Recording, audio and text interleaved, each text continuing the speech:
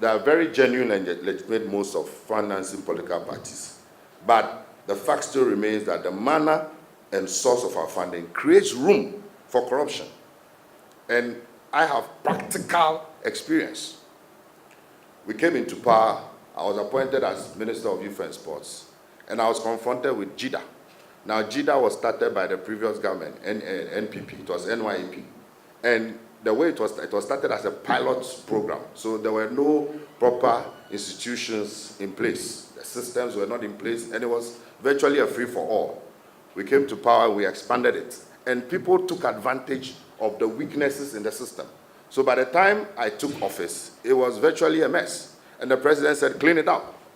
So with characteristic zeal, I also started, clean up. Hey, that was when my problem started. It wasn't easy. And it was a very awkward, difficult situation, because most of the service provided were people that I knew personally, and there were people that had supported us, and I know they support both sides.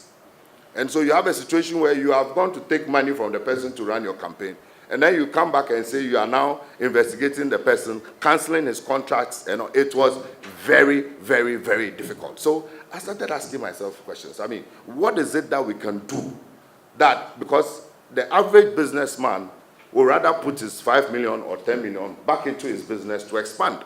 But we go to them and put pressure on them. We need money, we need money. And indeed, we do need money. And then afterwards, when we take the money from them, they are business people, they are not charities. So they have to recoup their money.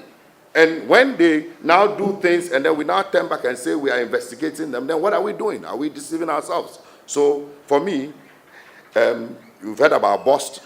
An MP was very honest and frank. He said the Bost man cannot be sacked because he contributed heavily to the campaign.